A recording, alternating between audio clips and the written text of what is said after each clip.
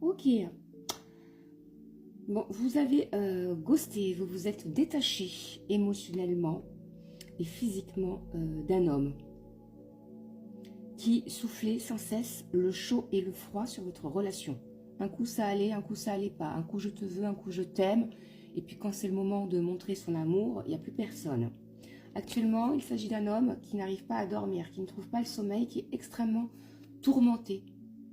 Inquiet même que vous puissiez aller véritablement, cette fois-ci, sur une autre relation. Parce que il ressent votre détachement. Il a l'impression que vous rejouez, vous revivez la partie. C'est-à-dire vous revivez un schéma répétitif d'il y a 3, 4 ans, voire plus. Ça fait des années que ce schéma se répète. Vous l'avez ghosté. Vous lui avez tourné le dos. Vous vous êtes montré très froide parce qu'il ne vous donne absolument pas ce que vous attendez. Bien que vous l'avez exprimé. Vous avez ressenti encore une fois du mépris, qui ne vous priorisait pas et qui n'est pas prêt en fait à vous donner l'engagement, les fiançailles, le mariage, l'officialisation, la vie ensemble dans le même lieu. Vous en avez parlé, vous l'avez exprimé et vous avez coupé court, vous avez bloqué directement la conversation. Moi, c'est ce que je ressens. Vous avez carrément coupé le téléphone, bloqué, supprimé. Ouais, détachement total. Il le ressent que c'est pas du game, c'est pas du jeu. Il vous perd. Il sent qu'il vous perd. Cette fois-ci, il a compris qu'il est en train de vous perdre, donc il vous a perdu. Il est comme un fou, c'est quelqu'un qui vous suit sur Internet ou qui vous fait suivre par un ou une amie par Internet. Et qui aujourd'hui, étrangement, alors là, c'est un truc de dingue, est prêt à écouter ses sentiments. Est prêt à revenir sur son ego, son orgueil, à vous manifester, même oralement, à vous dire en fait qu'il a fait foirer la relation. Que c'est lui hein, le fautif. Et qu'il est resté longtemps, trop longtemps assis à regarder les choses sans rien faire. C'est quelqu'un qui n'a pas bougé, peut-être depuis des mois, depuis des années, qui s'est prostré dans la solitude, dans la victimisation, dans les lamentations, mais en fait qui n'a jamais bougé ses fesses, hein, qui n'a jamais rien mis en danger pour vous. Aujourd'hui, vous allez... Alors, il y a deux choses. Il y a son retour, il est prêt à s'engager, truc de dingue. Mais vous avez aussi possiblement un autre homme qui est sur le chemin, qui est en train d'arriver pour vous. Le bon bonhomme, celui qui sera prêt, qui ne mettra pas des plombes avant de vous choisir. Ouais, pour reconnaître votre valeur. De votre côté, j'insiste, vous avez fermement, sans scrupule, sans pitié, coupé tous les liens, même conversationnels avec lui. Parce que de toute façon, lui, il veut que vous l'écoutiez, mais vous, lorsque vous parlez, lorsque vous exprimez vos douleurs, il les minimise, voire même pire, il vous coupe la parole. En fait, il vous montre qu'il est en train de réfléchir tout de suite au contre-argument, à la façon de comment il peut vous couper la parole. Parce qu'il sait que ce que vous dites, c'est la vérité. Et comme ça ne lui plaît pas de l'entendre, il va généralement vous couper la parole ou, comment dire, déporter la conversation sur autre chose. Waouh! Et ça, vous avez dit stop. J'en veux plus. J'en veux plus. C'est où tu es vraiment ouvert à la conversation et tu assumes tes erreurs. Tu mets ton orgueil de côté. Ou sinon, c'est no way.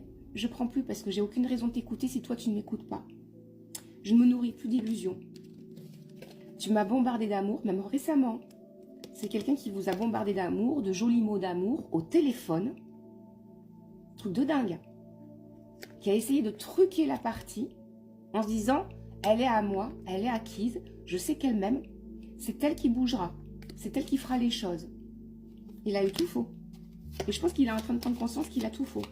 Il vous connaît très mal. Parce qu'entre-temps, depuis la séparation, vous vous êtes transformé. Vous avez changé d'attitude.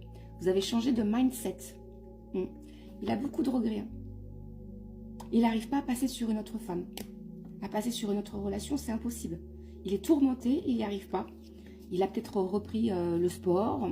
Peut-être que c'est quelqu'un qui se défoule à travers le sport. Mais dès qu'il est seul, dès qu'il est dans la vacuité, dans la solitude, dans le vide total, face à lui-même, il est pris de remords. Il pleure. Parce que c'est quelqu'un qui, à la base, est fort, en fait. Fort mentalement, fort dans la discipline. Quand il choisit quelque chose, il va jusqu'au bout. Mais au niveau affectif avec vous, il a tout raté. Il a fait que des bêtises, je vous ai dit. Alors, c'est possiblement quelqu'un qui, à la base, auparavant, avait une famille, avait déjà une épouse ou une compagne, des enfants. Même possiblement, ils ont peut-être essayé d'avoir un enfant ensemble. Et aujourd'hui, il réalise qu'en fin de compte, il est toujours addict par rapport à vous. Addict. Addict. Il supporte de moins en moins l'idée de vous savoir seul, de vous avoir abandonné, lâchement. Lâchement. Il revoit tout en noir et blanc. Il a l'impression que sa vie n'a jamais été heureuse. C'est pas quelqu'un qui a été vraiment heureux. C'est quelqu'un qui a été abîmé par la vie quand même déjà à la base. Donc il n'a pas un schéma ou un modèle de bonheur en fin de compte. Donc il peut pas être doué déjà à la base par rapport à une vie affective. Il avait rencontré par le passé quelqu'un qui lui a donné sûrement des enfants. La mère de ses enfants, c'est ce qu'on me dit. Mais avec vous, ça match. Flamme jumelle. Et depuis, je vous ai dit, depuis 3 mois, depuis 4 mois, même depuis 3 ans, même plus, vous vivez votre best life. Vous avez pris des vacances au niveau mental, au niveau du bien-être.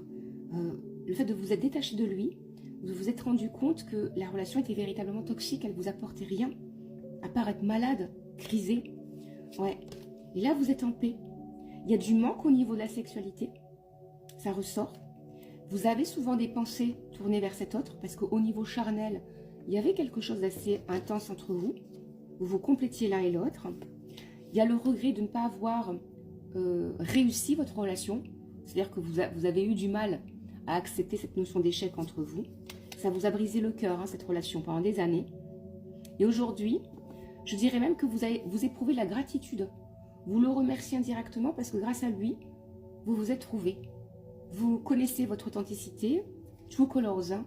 Vous connaissez vos vraies couleurs, votre véritable nature. Vous savez que vous êtes quelqu'un de bien et que vous méritez l'amour. Et vous n'êtes plus dans les attachements futiles, dans l'attachement ou la dépendance affective. Vous ne rentrez plus dans ces jeux-là. Bravo. Vous ne rentrez plus dans les pièges, ni dans la validation affective. Je vous ai dit, actuellement par contre, le besoin d'amour se fait sentir même au niveau de votre sensualité. Ça fait un bon moment apparemment que votre corps n'est pas rentré en acte avec quelqu'un, n'a pas reçu de l'amour ou des marques d'affection au niveau charnel. C'est quelque chose qui vous manque beaucoup. Et il se peut que votre autre soit revenu aussi récemment en parlant de ça. Parce que tous les deux, apparemment, ça se passait bien à ce niveau-là, au niveau du lit. Alors, il y a un désir. Alors, un des deux éprouve le désir d'avoir un enfant. Je dis bien un des deux. C'est pas forcément les deux. Il y en a un des deux qui éprouve l'envie d'avoir un enfant. C'est même possiblement lui, parce qu'on est sur un homme qui éprouve le désir d'être papa. Peut-être que vous, c'est quelque chose qui vous terrorise. Parce que vous avez peur, possiblement, qu'il demeure ou qu'il reste immature. Pour vous, vous avez du mal avec l'idée de lui donner ce statut de père si avec vous, il n'est pas capable d'être déjà un homme, déjà votre mari, votre partenaire, votre coéquipier. S'il n'a pas, voilà. Si ce n'est pas des intoxiqués de ses addictions, notamment l'alcool. Ça vous effraie, ça. D'avoir un homme qui soit un père peut-être alcoolique ou avec des addictions, des changements d'humeur, de comportement, de l'agressivité. C'est un truc qui vous terrorise. Ouais. Cet homme n'est pas heureux sans vous et sait que de votre côté, vous n'êtes pas heureuse non plus. Pas heureuse. Que vous éprouvez de la rancœur vis-à-vis de lui. Que vous avez longtemps voulu vous venger ou qu'il y a eu beaucoup de colère. Beaucoup de colère. Même encore actuellement. Tout n'est pas encore sorti. L'abcès n'est pas encore crevé. Ouais. Vous avez eu longtemps l'impression que cet homme vous avait envoûté, ensorcelé. Vous avez dit c'est pas possible d'être complètement envoûté, complètement sous le coude de cette personne. Alors qu'en fin de compte, il est à l'opposé de moi. C'est pas quelqu'un qui est sage, c'est pas quelqu'un qui a la sagesse. C'est pas quelqu'un qui me montre qu'il veut devenir droit en fait. C'est mon miroir, mais c'est mon miroir inversé. Il est tout le mal que je ne veux pas devenir en fait.